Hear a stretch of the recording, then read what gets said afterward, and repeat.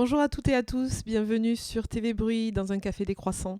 Enfin aujourd'hui on n'est pas dans un café, on est dans les locaux de l'association Griselidis, une association qui est féministe et qui aide les travailleurs et travailleuses du sexe. On a parlé dans les épisodes précédents de logement, on a parlé dans les épisodes précédents de transport. Mais cette fois on va aborder la question de la sécurité, qui est aussi au cœur de la campagne municipale. On a choisi Griselidis pour plein de raisons, parce qu'en fait, la question de la sécurité, c'est mais qui on protège? La sécurité, c'est pour qui? Pour tout le monde? Vraiment? Moi, c'est Ise. On a la technique Gouard et Sacha. J'espère qu'on les voit, je suis pas sûre. Ils ont placé les caméras de façon à ce qu'on ne les voit pas, super. Bienvenue dans un café décroissant. Vous savez, je le dis à chaque fois que c'est cool pour d'être soutenu. Donc, si vous voulez, si vous appréciez nos contenus, si vous voulez nous soutenir, vous vous abonnez, vous nous suivez, vous nous likez, etc., etc. C'est tout gratuit. Faites-le. Un café décroissant, générique.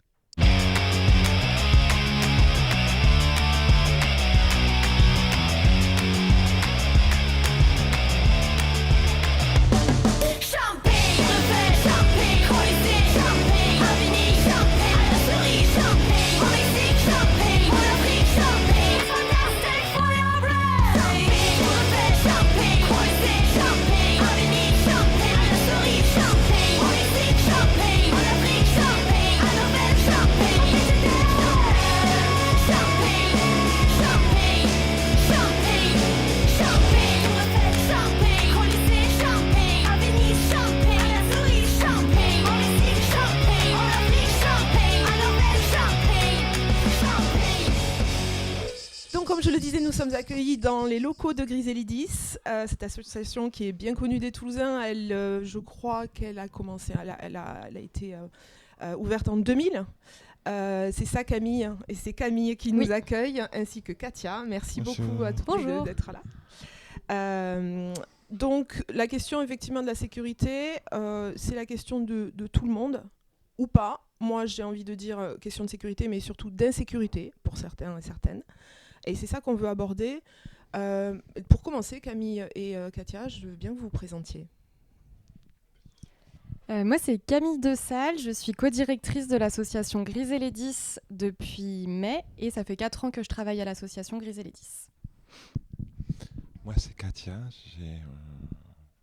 Je travaille sur le trottoir, en fin de compte. Ok.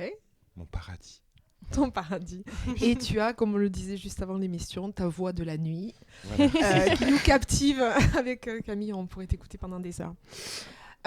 La première des questions qui me semble de base, c'est la question de l'insécurité. Oui. De l'insécurité des travailleurs et travailleurs du sexe. Alors, des travailleuses et travailleurs, pardon. Je dirais TDS, je pense que c'est plus facile. Voilà. Quel type d'insécurité? Est-ce que les choses ont bougé? Est-ce que ça a évolué? Puis on parlera des arrêtés municipaux un peu après. Vaste programme. Niveau sécurité. Ça dépend des jours, comme on dit. Mais c'est vrai qu'on est toujours obsédé par... On est toujours obsédé par la police municipale. Donc on est toujours sur le qui-vive. On ne veut pas d'amende parce que faut pas croire que sur le trottoir là on est des millionnaires. Ouais, c'est pas vrai. J'ai connu cette époque il y a très longtemps. Ouais, je pouvais gagner beaucoup d'argent. Aujourd'hui, tu gagnes à peine un RSA. C'est compliqué. Les clients n'ont plus d'argent. Souvent, c'est des prix au rabais. Des fois, c'est 10, 20, 30 euros. Chose que moi je veux pas faire parce que j'ai quand même des principes et des fois c'est gratuit, mais donc oui, c'est pas évident tous les jours. Et quand tu te fais harceler par la police parce que tu es dans un endroit, certes il est interdit d'y être, mais cet endroit là on le connaît en fin de compte. Pour nous c'est notre sécurité. C'est ça la sécurité. On ne peut pas nous déloger, on ne peut pas nous foutre dans un coin lambda. C'est pas vrai. Moi, je suis dans ce coin-là parce que je suis avec une copine qui s'appelle Rebecca. Ça fait pratiquement 30 ans qu'elle est là. 30 ans, elle connaît les moindres recoins de son quartier. Et quand j'ai commencé à être à côté d'elle un petit peu de temps en temps à discuter, et elle m'expliquait, voilà, méfie-toi là-bas, tout ça. Donc après, instinctivement, je sais où regarder et pour ma propre sécurité. Mais depuis que cette police municipale est là, moi je suis, comme je dis, je fais le guetteur, la guetteuse de la banlieue. Je guette la police, il n'y a que ça. Et résultat, moi, mes sens, parce qu'on développe des sens quand on se protège, ben, mes sens ne sont que sur l'observation. Et des fois, je ressens plus ce qui se passe derrière moi. Et je me suis fait surprise plusieurs fois par des mecs. Et heureusement que c'était que des passants, mais habituellement, je les attendais. Et là, je les entends plus parce que je suis tellement obsédé. Je veux pas être prise pour un PV, quoi. 200, 500 balles. Mais je suis désolé, moi je peux pas. Moi, si je fais le trottoir, c'est pour remplir tout juste mon frigo. Voilà. C'est juste pour manger. Parce que sinon, je mange pas. Voilà. Oui, merci. En termes d'insécurité, bon, il y a la question sanitaire, c'est pour ça qu'il y a Griselidis, il y a la question sanitaire, mais il y a la question des violences. Violences faites aux femmes et les travailleuses du sexe, elles le subissent d'autant plus qu'effectivement on est dans une situation où, comme tu le dis, c'est la nuit et vous devez être vraiment sur le qui-vive par rapport à un endroit pour pas être agressé. On pourrait penser que la police est là pour vous protéger. On a bien compris que c'est pas le cas aujourd'hui. Est-ce que tu peux nous parler, Camille, des arrêtés municipaux ? On a commencé à en parler et puis bien sûr tu peux nous interrompre aussi. Ouais, tout à fait. Du coup, il y a des arrêtés municipaux anti-prostitution à Toulouse depuis 2014. Je dois te dire, Camille, que passer de la voix de Katia. Désolée, je n'ai pas ta voix. Du coup, depuis 2014. arrêté, voilà, depuis 2014, donc c'est des arrêtés municipaux, donc ça veut dire que c'est le maire qui a le pouvoir de mettre en place ces arrêtés, et les arrêtés interdisent des allées et venues répétées dans le but de se livrer à la prostitution, c'est ça le texte. Et du coup, c'est un arrêté qui est publié une fois par an, parce que l'arrêté a une durée d'1 an, donc il est republié tous les ans. Et du coup, qui verbalise les personnes comme toi, Katia, qui travaillent à certains endroits de la ville. Et il y a énormément d'endroits qui sont couverts par ces arrêtés, donc tout le long du canal du Midi, aussi l'avenue des Minimes, et quand on remonte plus au nord, encore dans le quartier Fondaire, avenue des États-Unis. Et tout ça, donc c'est des endroits où il y a des arrêtés. Comment ça se passe concrètement ? Il y a donc ces arrêtés qui verbalisent les travailleurs et travailleuses du sexe, et la police municipale est chargée d'appliquer ces arrêtés. Donc la police municipale passe 1 fois, 2 fois, 3 fois. Là, les collègues ont fait la maraude de nuit vendredi et elles m'ont signalé que la police est passée 3 fois pour verbaliser les personnes qui travaillaient dans la rue. Pendant une maraude. Ouais, donc entre le temps d'y être, 22h et 3h du matin, elles ont vu 3 fois la police. Voilà, donc nous... Ce qui est un empêchement à exercer un métier légal. Et oui, c'est ça. Hein. En fait, nous, ce qu'on dénonce, c'est que la loi de 2016, donc la loi nationale de 2016, elle a abrogé le délit de racolage. Donc ça veut dire que les personnes, avant, se prenaient une amende quand elles racolaient dans la rue, et depuis 2016, elles sont plus censées se prendre une amende lorsqu'elles se prostituent dans la rue. Sauf qu'avec l'arrêté municipal de 2014, et ben en fait, à Toulouse, du moins, elles se prennent toujours une amende. Mm-hmm. Donc pour nous, c'est ce qu'on appelle la double peine, parce que la loi de 2016, pour rappel, elle criminalise les clients. Donc ça veut dire que les clients qui vont voir une prostituée, une travailleuse du sexe, ils peuvent se prendre une amende. Et aussi, les travailleuses du sexe peuvent aussi se prendre une amende. Donc en fait, nous, on dit souvent que la prostitution, c'est une activité qui est légale, mais toutes les conditions d'exercice de la prostitution, en fait, elles sont illégales. Légales, mais empêchées. Ouais. Mmh. Et en plus, j'imagine, Katia, que ça rajoute à l'insécurité, parce que toi, tu décides effectivement de braver cette interdiction pour les raisons que tu as expliquées, parce que tu es dans un endroit que tu connais. Mais j'imagine qu'il y a d'autres collègues qui, elles, s'écartent, vont dans d'autres lieux où c'est peut-être en périphérie un peu plus risqué de pratiquer ce métier. C'est souvent les mêmes endroits. On se fiche toujours les mêmes endroits. Mm-hmm. Et on ne va pas ailleurs. Moi, c'est un peu une règle sur le trottoir. On ne va pas ailleurs, voilà, parce que c'est peut-être une copine qui travaille. D'accord. Moi, j'ai des principes et j'ai souvent des mecs qui s'arrêtent et je refuse parce que je suis à l'endroit d'une copine. Oui, il y a aussi Voilà. cette question, effectivement, de ne pas empiéter. Voilà, pas empiéter sur- sur la copine, parce qu'elle a aussi le droit de travailler, elle a aussi Ce qui autant fait de... que vous êtes un peu aussi coincé, c'est-à-dire que vous avez un lieu où vous êtes censé ne pas Ah, mais travailler. après, moi, mais- je peux aller où je veux, moi, il n'y a Mm. pas de souci. Elle Mm. m'appelle mamie, donc c'est bon, il n'y a pas de Tu souci. es connu et aussi Ils m'adorent, je les Ouais. adore toutes. Et Ouais. voilà, on est les deux vieilles, avec Rebecca, là. On a pratiquement la cinquantaine toutes les deux. Et on nous appelle les mamies. Mais bon, voilà, on nous respecte et il n'y a pas de souci. Bien au contraire. Mm. Des fois, on a à côté de nous des Roms. Et elles ont toujours un petit œil, voir si tout se passe bien. Mm. Et elles, malheureusement, elles se prennent cher, quoi. PV attire la rigueur tous les soirs. Ouais. À tous les Justement, quelle est l'attitude des policiers municipaux? Est-ce que tu dirais qu'il y a... Le Ouais. problème, c'est que les Roms, les trois quarts, elles ne savent pas parler français ou elles comprennent très mal le français. Mhm. Elles vont directement voir la police, donnent leur carte d'identité. Il y en a certaines qui pensaient que c'était un petit papier qu'on leur donnait, que leur autorisait à travailler. Ah, Et on leur a expliqué, ben non, c'est un PV, c'est une amende. Puis après, elles s'en fichent. Parce qu'elles travaillent dans des caravanes.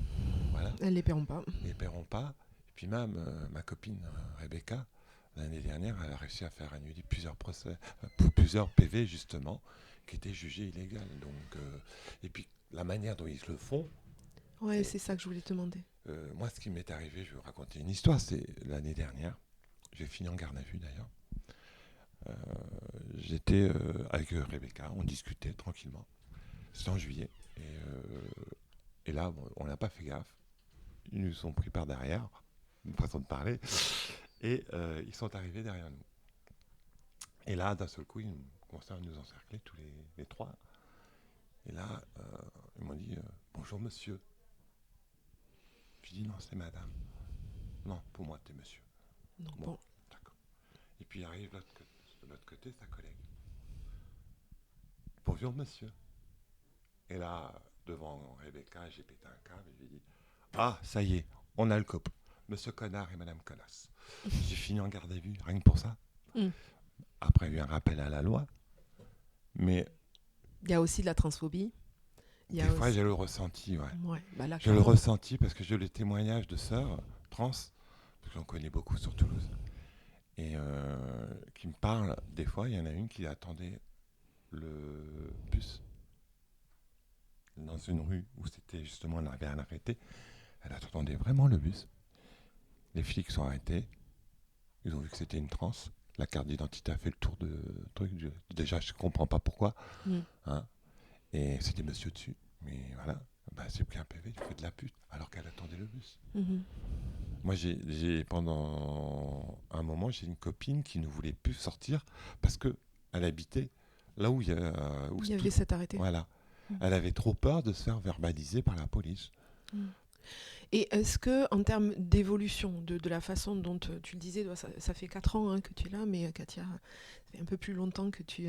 Ah non, Toulouse, ça fait que 2-3 ans. Ah, 2-3 ans sur Toulouse, ok.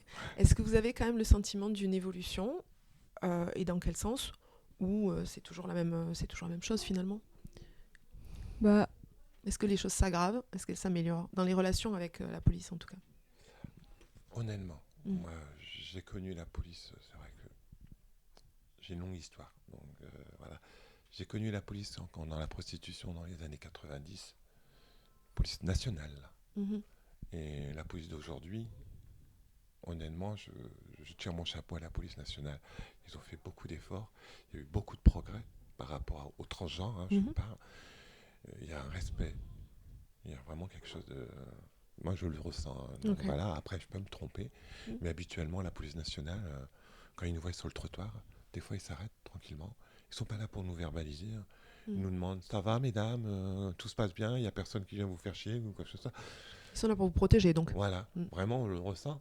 Et un jour même, c'était assez marrant parce que Rebecca me l'a raconté. Il y a un mec qui est arrivé vers Rebecca, il était titubé, il était très bizarre. Et juste au moment, en même temps, il y a la BAC qui arrivait. Et la BAC a vu ça, et mais ils se sont arrêtés. Et ils ont contrôlé le monsieur. Mhm. Et comme Rebecca était à côté, ils l'ont pris à part et ils ont dit, oh oui, on va se mettre un peu plus loin, on va laisser la dame travailler tranquillement. Voilà. Ouais. C'est... C'est une grosse différence, j'imagine, avec les policiers municipaux, Ah qui, oui. comme tu le disais, Camille, sont là pour faire respecter ces arrêtés municipaux. Donc c'est vraiment une question de Toulouse et Toulouse avec Toulouse, quoi. Voilà, Ouais. et c'est... Et c'est pas du tout le même rapport, du coup. Non, c'est pas du tout le même rapport. Et dans la communauté, j'ai réussi à avoir quelques tuyaux. Et on m'a dit que les policiers municipaux de Toulouse avaient 10 PV adressés par jour sur la prostitution. Mm. Voilà. Mm. Est-ce vrai, est-ce faux, je ne sais pas. Mais ça m'a été Il y avait rapporté. cette idée, ouais. Et Une forme de quota de PV. Mm. Et au niveau justement de Griselidis, je m'excuse. Au niveau de Griselidis, les usagères, est-ce qu'elles vous rapportent comme ça aussi des histoires de difficultés comme celle que dit Katia? Est-ce que tu as des témoignages de gens qui ont peut-être aussi un petit peu moins de bouteilles, qui savent un peu moins aussi se défendre, hein? J'imagine que il y a des fragilités plus ou moins importantes. Est-ce que vous avez aussi ce genre de ressenti sur la police municipale? Ouais, bah, c'est sûr que c'est compliqué pour l'ensemble des usagères avec la police municipale. À la fois, comme Katia, il y a des personnes qui doivent se cacher quand elles les voient arriver. Et du coup, ça fait des conditions de travail qui sont super dures. Enfin, déjà, en fait, c'est des personnes qui travaillent toute la nuit, qui travaillent de plus en plus longtemps parce qu'en fait, la prostitution est de moins en moins rentable. Donc, elles doivent arriver plus tôt, partir plus tard. Vraiment, et toi, c'est peut-être pas le cas, mais je sais qu'il y a des personnes qui disent qu'elles doivent travailler de plus en plus loin, dans des zones de plus en plus isolées. Du coup, voilà, on en parlait avant l'émission, mais il y a des endroits où des fois, juste les lampadaires sont éteints parce qu'il y a un problème technique ou je sais pas quoi, et Oui, du coup, on les en personnes parlait, travaillent dans le noir. Ouais. Et du coup, on disait même que c'était sur le bord du canal du Midi, tu montrais la vidéo, il y a Ouais. un trottoir qui est éclairé, et là où vous travaillez, c'est pas éclairé. Ouais. Donc il y a des endroits qui sont plongés littéralement dans le noir. Donc c'est quand même très compliqué, ouais. Donc il y a ces difficultés. Et est-ce que l'association Griselidis, vous accompagnez aussi lorsqu'il y a une plainte pour agression au commissariat? Ouais, et justement, moi je voulais compléter, ouais. peut-être nuancer un peu tes propos que j'ai trouvé très optimistes et ça me fait du bien de les entendre. Ouais, moi aussi. Nous, des fois, ça fonctionne pas avec la police nationale sur 2 volets. Le premier volet, c'est des fois quand on fait, du coup, nous, on fait 2 tournées de rue par semaine. Une le mercredi en journée et une le vendredi pendant la nuit.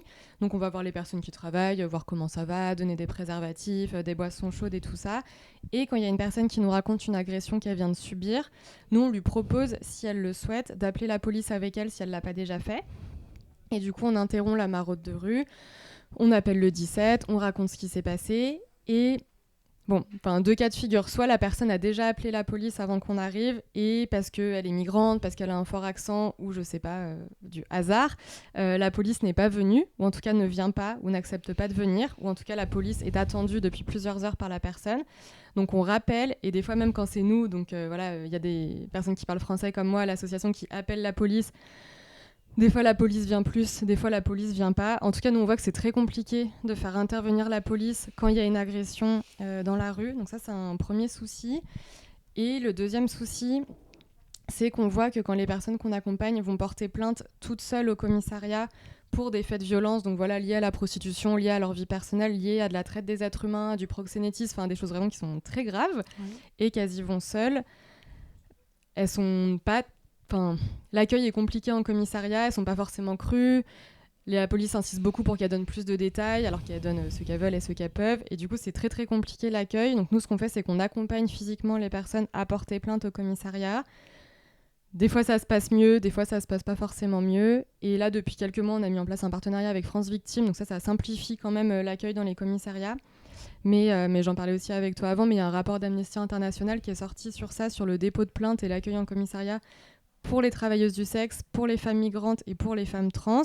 Et nous, notre public, c'est principalement ces personnes et des fois des femmes trans, migrantes, travailleuses du sexe qui cumulent du coup des discriminations. Et nous, on est totalement d'accord avec le rapport d'Amnesty International. Intersectionnalité, bonjour.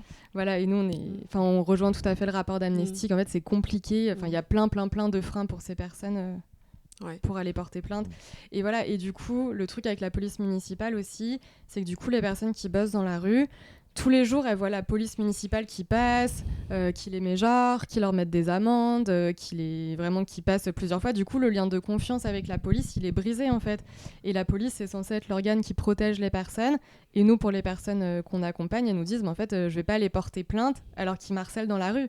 Et effectivement, c'est pas la même police, la police nationale et la police municipale, mais en fait, c'est pas facile pour tout le monde, de faire la différence.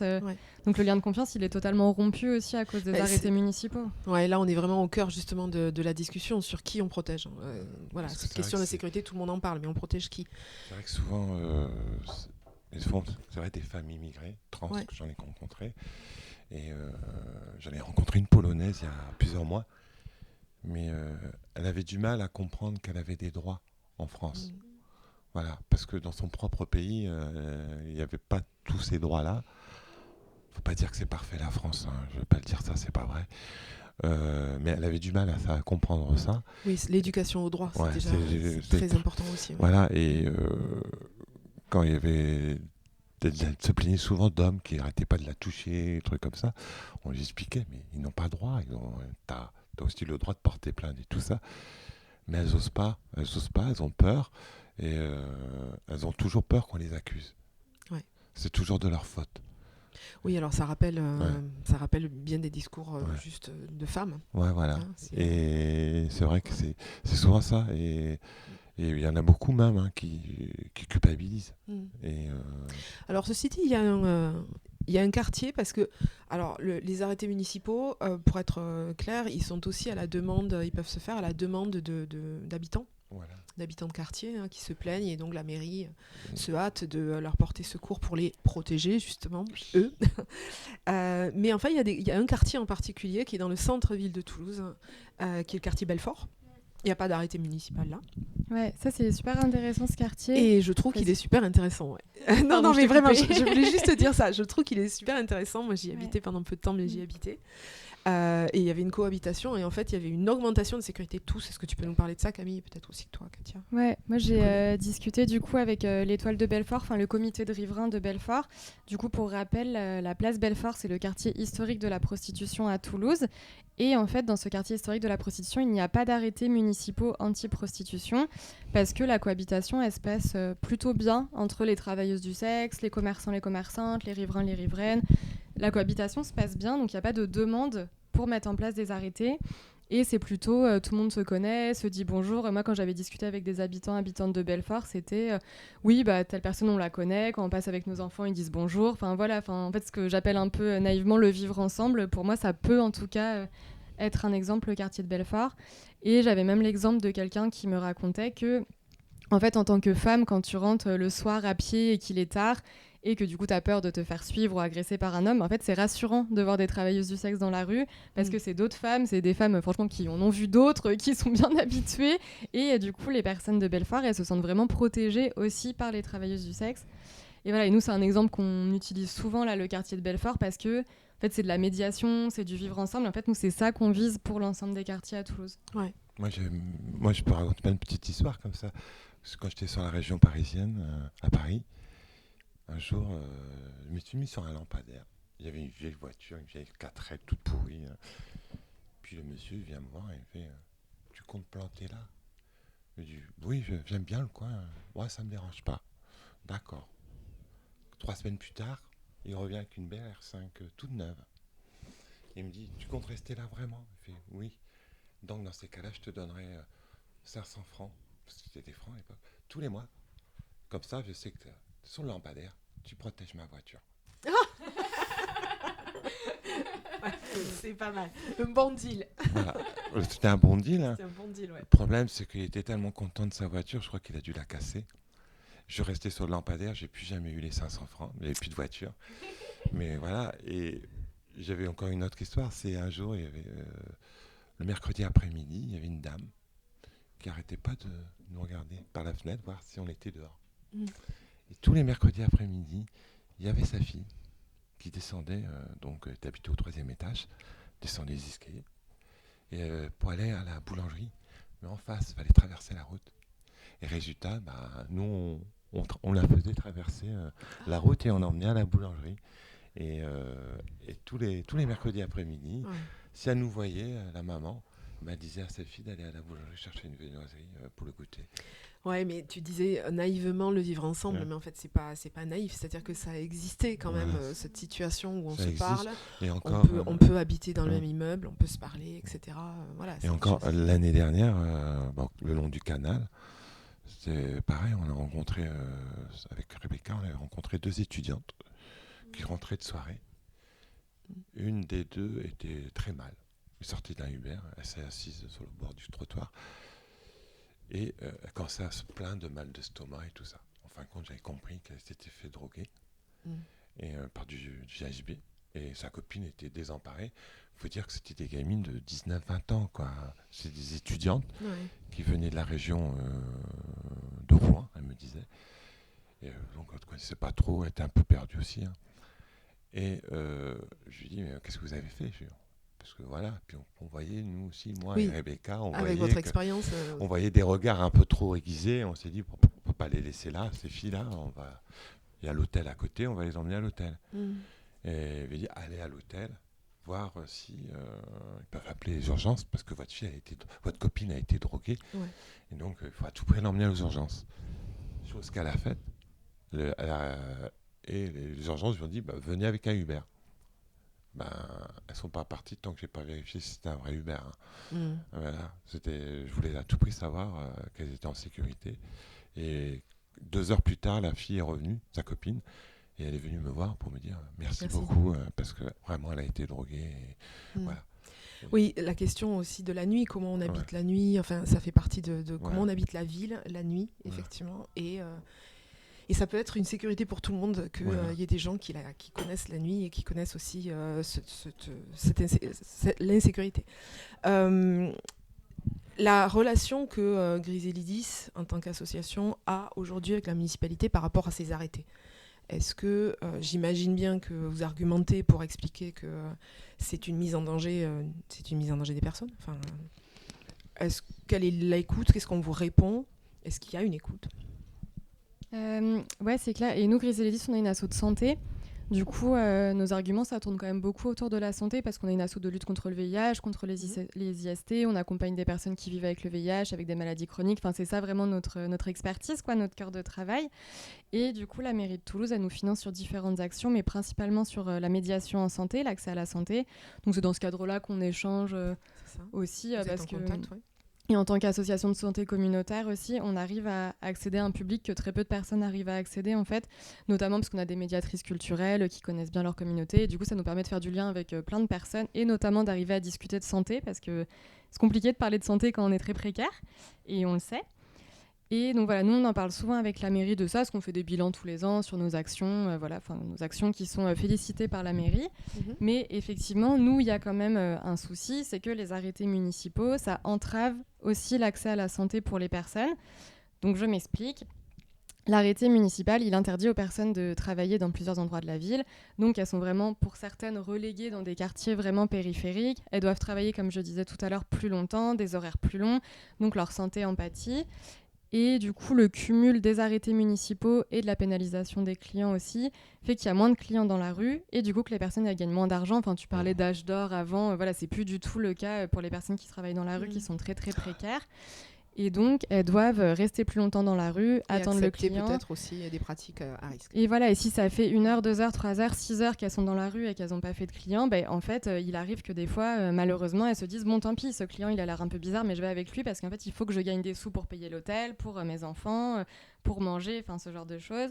Bon, d'habitude, je fais pas la fellation sans capote, mais là, en fait, il y a un seul gars, il me propose ça, tant pis, enfin, je les prends, en fait, mes sous. » Et nous, ça, c'est vraiment quelque chose qu'on essaye d'expliquer à la mairie, que les arrêtés municipaux anti-prostitution, malheureusement, ils empêchent aussi, nous, notre action en tant qu'association de prévention pour accompagner les personnes juste à faire attention dans leur travail, à mettre des préservatifs. On essaye, nous, de lutter contre les violences vécues dans l'exercice de la prostitution. Et du coup, avec les arrêtés, c'est très compliqué, en fait, pour nous à mettre en place. Ouais. Il y a toujours eu une forme d'hypocrisie énorme par rapport à la prostitution. À la fois, c'est un métier légal, mais on l'empêche d'une manière ou d'une autre. Bon, il y a toujours cette... et puis, il y a presque une schizophrénie, c'est-à-dire qu'on vous aide et on vous finance pour ce qui est de vos actions de santé. Et en même temps, on met les TDS dans une situation où leur santé va être impactée. Si donc il y a des élections municipales, peut-être que ce sera la même équipe, peut-être une autre. Quelles seraient en tout cas pour chacune d'entre vous les demandes ou les espoirs que vous pourriez avoir sur un nouveau mandat, quoi, sur ce nouveau mandat qui s'annonce? Qu'est-ce que vous pourriez souhaiter? Alors j'imagine bien l'arrêté des arrêtés. Bon, ça, je l'imagine. Mais aussi, est-ce qu'il y a des choses que l'on peut souhaiter, qui pourraient s'améliorer? Bon, je commence et puis tu me complètes si tu veux. Ouais, Nous, du coup, il y a plusieurs choses qu'on demande à la future équipe municipale. Et du coup, nous, on a déjà discuté avec Monsieur Picmal et Monsieur Briançon.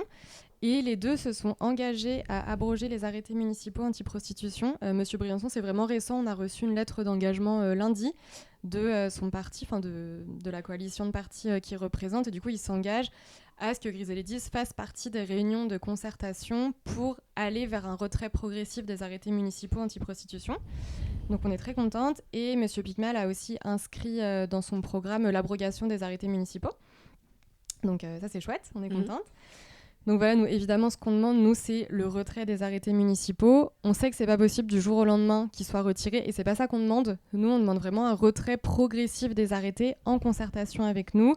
Donc voilà, avec des réunions de concertation, donc avec Griselidis, des travailleuses du sexe, des commerçants, s'ils le souhaitent, des riverains. Je t'interromps, on l'a pas dit, mais je trouve que c'est vachement important parce que Griselidis, c'est une association qui est je sais pas comment on pourrait dire, co-gérée, co-administrée, etc., par des usagères ou anciennes usagères et des personnes qui sont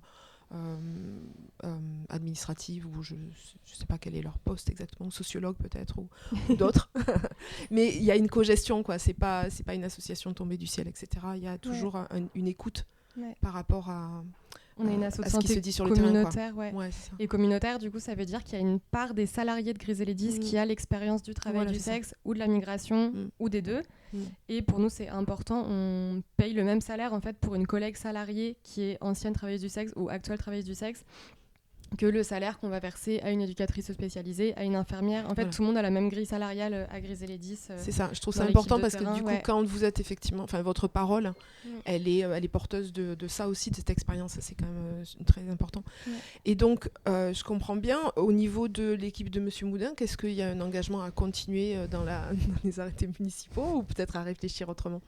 On a envoyé des mails pour en discuter. En fait, on a déjà essayé d'en discuter avec Monsieur Moudin quand il est toujours maire, mais voilà, pendant son mandat. Et là, on a renvoyé des mails pour discuter avec lui en tant que candidat au municipal. Et pour l'instant, on n'a pas eu de réponse. Mais...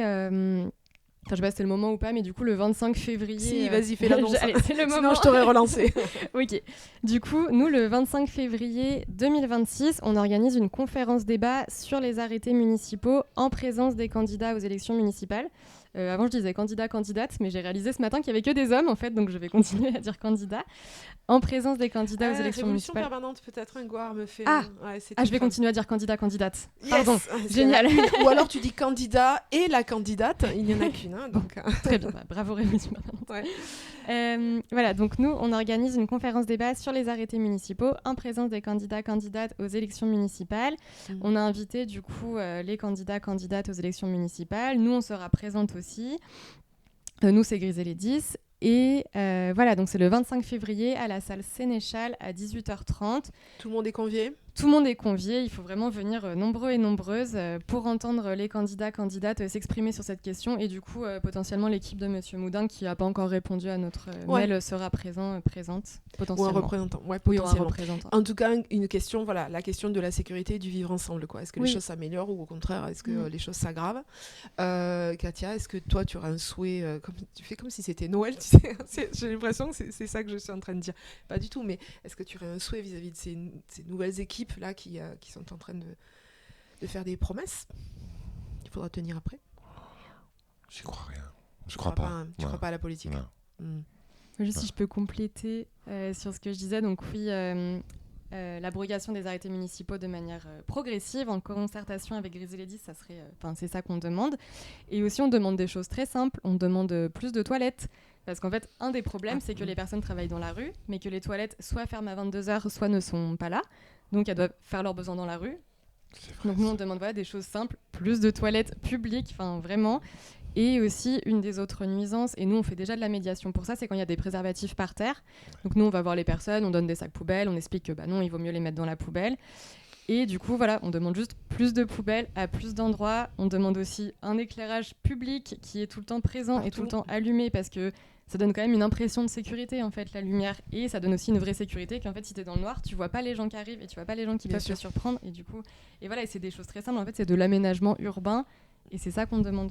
Ouais, je pense que ça rejoint toutes les thématiques aussi, puisqu'on a parlé de transport et d'habitat, et on parle dans tout ça, il y a cette histoire de comment on aménage la ville pour tout le monde. Tu avais quelque chose à ajouter, je crois, Katia, non ? Non. J'ai senti que tu disais que tu croyais pas en la politique, non, mais je ne crois pas trop. Non. Mais tu crois en Griselidis ? Ah oui. Dans les associations. Non, mais c'est vrai. C'est vrai que les associations. Ouais, l'action vraiment sur le terrain, quoi. Je préfère, parce que politique, non. Ils ont trop tendance à dire oui à tout. Mais dès qu'ils ont obtenu ce qu'ils voulaient, c'est non à tout. Donc, c'est un message pour tous ceux qui ont promis, du coup, l'arrêté progressif des arrêtés. Voilà. Non, je ne vois pas d'autre. Qu'est-ce qui me ferait rêver ? Je ne vois pas. Ok. En tout cas, un aménagement différent pour la ville. Ouais, c'est ça. Déjà, c'est déjà beaucoup. Que les lumières fonctionnent. Ah, ça serait parfait. C'est pas que pour les putes d'ailleurs, c'est pour tout le monde. Je crois que c'est surtout ça aussi qu'il faut prendre. C'est qu'on n'est pas là. Moi, je suis une vieille. On dit une vieille pute. Moi, je suis pas là pour faire chier les gens, quoi. Au contraire, la nuit, je sais que je travaille la nuit. Je respecte leur sommeil, quoi. C'est pas moi qui ira foutre la merde dans leur jardin. Ouais. C'est pas moi qui va aller défoncer leur voiture ou quoi que ce soit. Bien au contraire, moi, je suis là tranquille. J'attends un client ou deux. Je suis pas là pour embêter qui que ce soit. Et puis même, comme vous disiez tout à l'heure, c'est vrai qu'il y a des femmes qui passent, elles sont rassurées de nous voir. Puis des fois, j'ai même des hommes qui viennent, qui se balader, mais ils viennent pas pour voir les putes. Des hommes isolés, ils ont besoin de parler. Voilà, on est aussi psychologue des fois. Oui, il y a aussi du lien social, clairement. Ouais, voilà, bien beaucoup. Je crois qu'on a tous des histoires là-dessus. Voilà, et puis les clients qui viennent sur le trottoir, c'est surtout eux que j'ai envie de parler un petit peu. C'est vraiment des hommes souvent rejetés par la société.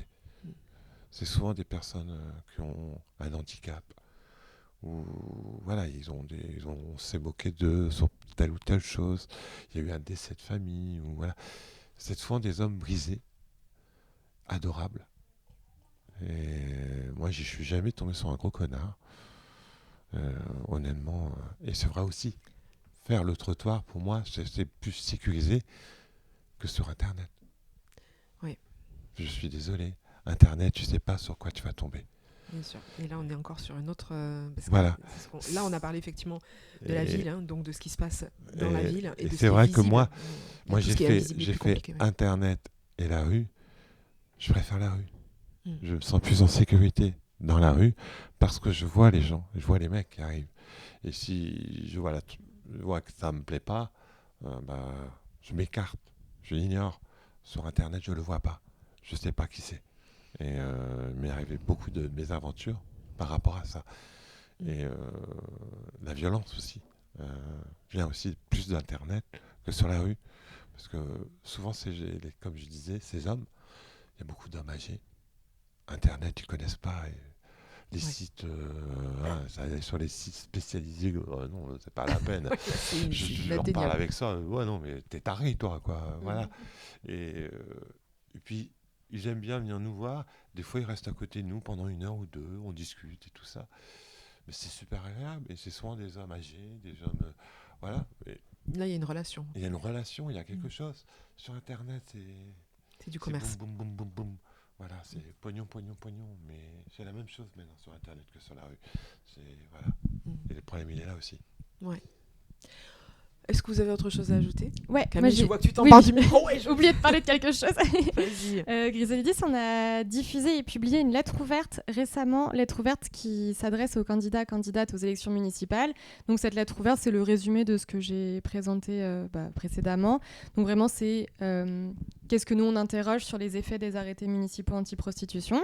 Et cette lettre ouverte, elle est co-signée par plein d'organisations toulousaines et nationales. Donc pour en citer quelques-unes, la Ligue des droits de l'homme, la CIMAD, Médecins du Monde, AIDS, d'autres associations de santé communautaire pour réparer les travailleuses du sexe, Amnesty International.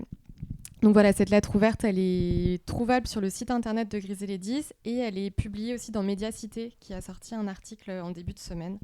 Voilà, et cette lettre ouverte se conclut donc par l'invitation à 2 événements. Le premier événement, le 25 février à 18h30 à la salle Sénéchal dont je parlais tout à l'heure. Venez nombreux et nombreuses. Et le deuxième événement, c'est les journées portes ouvertes de Griselidis qui ont lieu le lendemain, le jeudi 26 février, entre 10h et 13h. Ok, je comprends mieux pourquoi c'était quand même compliqué de nous recevoir et je te remercie. Je te remercie aussi Katia parce que vous êtes quand même très occupée en ce moment. Merci beaucoup à toutes les deux. Merci. Et on se retrouve bientôt pour un nouvel épisode. On parlera à nouveau de sécurité avec l'Observatoire des pratiques policières, enfin quelqu'un qui le représente, et puis quelqu'une qui en a gros sur la patate. À très bientôt et merci de nous avoir suivis. Ciao.